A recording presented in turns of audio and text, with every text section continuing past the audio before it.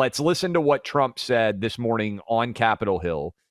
Before the meeting, he said, this is a big, beautiful bill, and we're going to get it done because it has tremendous tax cuts. Well, it's not a question of holdouts. We have a tremendously unified party. I don't think we've ever had a party like this. There are some people that want a couple of things that maybe I don't like or that they're not going to get. But I think we're going to have tremendous, not luck, we have tremendous talent. This man has done an incredible job as Speaker. So I think we're a very unified party. The Senate's doing great. John Thune is doing fantastically. He's a great guy. And we're going to have a bill, the one big, beautiful bill. I think it's going to be, it's the biggest bill ever passed, and we got to get it done. Tremendous tax cuts for people, tremendous incentives, tremendous regulation cuts, all these regulations that are so horrible.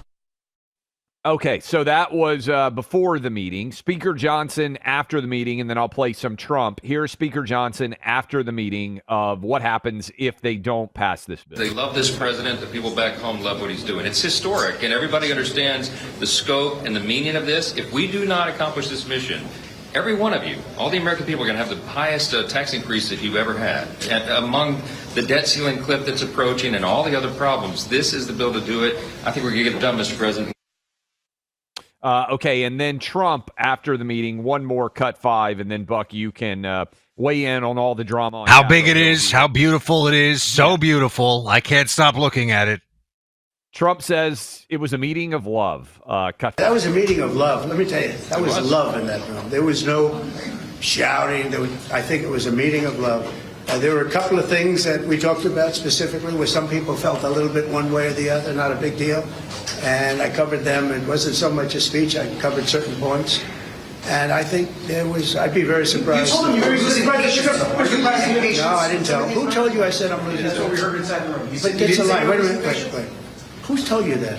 What we heard from people inside the room. Oh, really? It's totally true. I never used the term. I didn't say losing. I didn't even talk about it. In fact, it's the opposite. I think we're going to get it done. I'm not losing patience. We're ahead of schedule.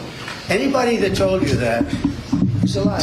Wait a minute. I never mentioned the word losing patience because I'm not losing patience. We're ahead of schedule. That's why I asked you. Well, but why don't you go back to your source and tell them they're liars if the source even exists? All right, so there's Trump getting into it with reporter Capitol Hill. Buck, your take on Well, one thing, I'll get into the substance of the bill in just a second. When I hear Trump with the reporters, I do think, you and I, we know Don Jr. and Ivanka. Could you imagine Trump as your dad, like trying to tell him why you broke curfew or something? Like, excuse me, like just, he's very tough to argue with, Remember when we had Jr. on at the RNC, if I remember correctly? And he had gotten permission to have a few people over. Yes. And Trump got home, and there were, like he said, 100 people at the house. Yes. And he was just like, all of them have to be gone. Can you imagine being at that party as a high school kid? Trump walks in, and he's like, you're all gone. He's not the dad. He's not the dad that you wanted to be rolling kegs in when he wasn't looking. I'm just throwing that out there. Like, I can tell, I met him when I was 13 or 14 for the first time, and yeah, nobody was messing with him then, and nobody's messing with him now. Okay, the big, beautiful bill. It's huge. It's beautiful. Let's get into it. The biggest thing in this, Clay, and, I spoke to, and you can check it out. It's on the Clay and Buck Podcast Network and the Buck Brief. I spoke to the head of the National Economic Council, and I just said, my friend, you are, respectfully, he's a PhD from Harvard in economics. And I said, you are an econ guy. I didn't want to say nerd, but I think econ nerd would be respectfully said here.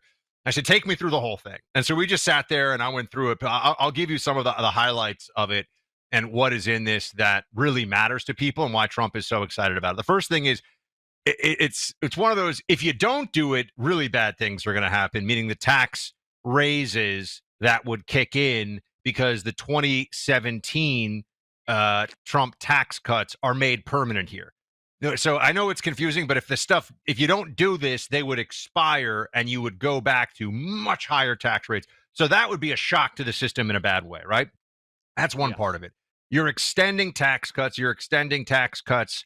Really across a whole range, whether it's for businesses, for individual filers, and the average American family on an annual basis. And again, this is from the chairman of the National Economic Council, and I said, let's nerd out, buddy. Let's get into this. It's something like $7,000 to $12,000 of additional money in the bank for you at the end of the year for the average American household. Okay, that's not. I think that's such an important, because they're going to say it's for the rich, it's for the billionaires. The Democrats, who rely on their plurality of billionaires to fund their party, are always so upset about billionaires, right? This has nothing to do with the billionaires. This is about the average American household.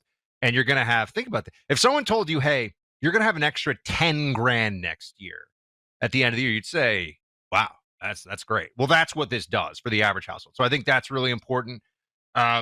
It's also, there's the SALT deduction component of this. So there's the cap for this is going to be changed. They're going to deduct more of the regional taxes from the federal tax bill. That's actually good for blue states, and I think that's probably for some blue state Republicans or purple state Republicans, something they're happy to see. The big one, Clay, and I said, wow, they're actually doing this. No tax on tips. That is a real thing. Remember, that was so popular and cool when Trump said it on the campaign trail that Kamala, for whatever campaign she was running, she was like, yeah, I think we should have no tax on tips. Just blatantly copied it. Totally It was lifted very it. funny. Yeah, totally lifted it. She was plagiarizing Trump. One thing that I'm going to say people on the right are annoyed about is the green energy tax credits part of this. The bill's initial text eliminates tax credits for electric vehicles within 2 years, phases out credits for low carbon electricity, including wind and solar, new requirements on these credits, but doesn't totally zero. Like, there are people that are I'm just going to tell you what's getting criticized.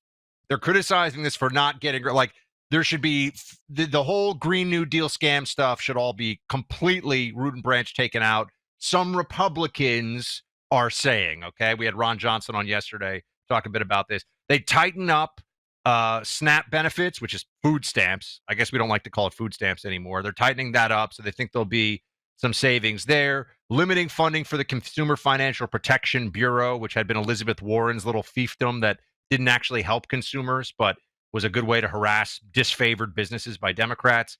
Increases the debt limit $4 trillion, and then some substantial funding boost for Pentagon priorities and deportation. So, Clay, I think those are the big top lines of where this thing is, where this thing stands. And the biggest it's over 1,000 pages, 1,100 pages. Just remember that when somebody's like, I've read the bill. Really, though? Yeah, have you? Really? Have you? You know? Yeah. They've read the section of the bill that their lobbyists wanted included, I'm sure.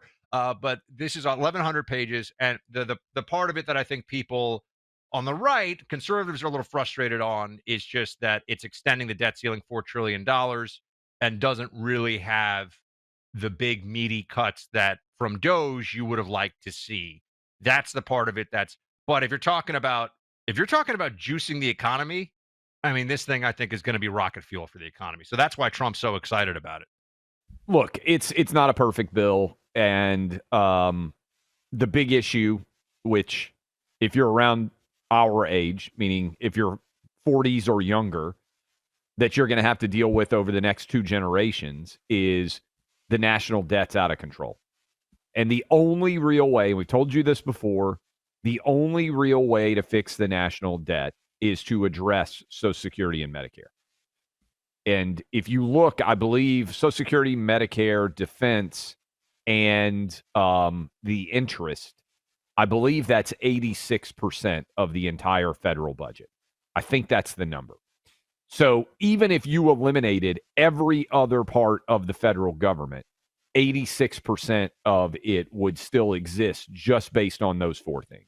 And unfortunately, as our debt grows, the percentage of interest that we have to pay on that debt grows massively, such that we now pay more, typically, unfortunately now, for the debt than we do national defense. And there is an argument that if you look at history, as soon as the debt expenditures exceed the defense expenditures, your country, your civilization has begun a decline. So, womp womp, first segment on Tuesday, no one in the Democrat Party, no one in the Republican Party really wants to address Social Security, and Medicare. And until those issues are addressed, then there is virtually no opportunity to balance a budget. That's the reality. Yeah. Now, I agree with Ron Johnson when he says, like, hey, we should be going back to pre-COVID baseline expenditures. That's way better. That's the better solution here in my mind, because we basically have embedded the cost of a growing government from COVID, and we're continuing. And by the way, when you have 21% inflation, your expenses are going to go up substantially just to keep pace with the cost of goods. But this is the reality in which we live. There's also there on the good side of things. So I can give you the quick negative overview, not of the bill, but just of the U.S. fiscal trajectory. Is we are not stopping this train at all, really. And the next, I think, 4 years on the train are going to be awesome. So there's that, right? I think the Trump administration, you're going to see everyone's going to be doing great, and that's fantastic. And that's nothing to sneeze at. But the other side of it is we haven't suffered enough as a country from the overspending. When we've suffered enough, people will want to do something about it. And I almost think it's a waste of time to get into beyond that right now, Clay, because every time we could say we're spending too much money, look at the math, you can just line up. We'll just get calls all day from everyone saying you absolutely cannot touch my Medicare. Okay, Yeah. That's where we are. You can't.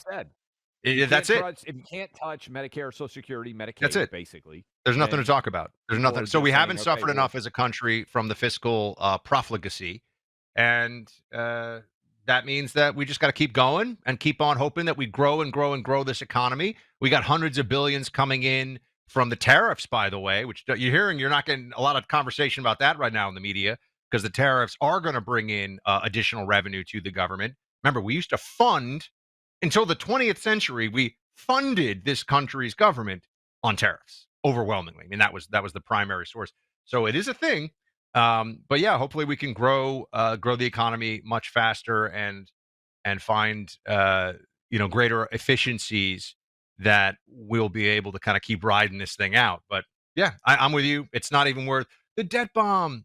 The debt bomb is ticking. Nobody wants to fix it. So why whine about it? Trump is doing the best thing he can do for the economy this year, and hopefully that means we lead into better things in the years after it. But yeah, that's kind of where I am on this. It's also like having the debt ceiling fight. No, it's not even fun to talk about anymore, because they're just going to raise the debt ceiling. If I'm wrong, let me know. Trying to stir the pot a little bit. 800-282-2882. Look, we admire Pure Talk for a lot of reasons here, and not just because they provide the single best wireless service. They also happen to be led by a military veteran. Every member of the Pure Talk team believes that every man and woman who faithfully served this country deserves to proudly fly an American flag made in America. And that's why Pure Talk is on a mission to give an allegiance flag, the highest quality American flag, to 1,000 U.S. veterans in time for Memorial Day. Just switch your cell phone service to Pure Talk this month, and a portion of every sale will go to provide these high-quality flags to deserving veterans. With plans from just $25 a month for unlimited talk, text, and plenty of data, you can enjoy America's most dependable 5G network while cutting your cell phone bill in half. The average family saves over $1,000 a year. Just dial pound 250, say the keywords Clay and Buck, and Pure Talk's U.S. customer service team will get you switched hassle-free in as little as 10 minutes. Again, dial pound 250, say Clay and Buck. Dial pound 250, say Clay and Buck to support veterans and switch to America's wireless company, Pure Talk.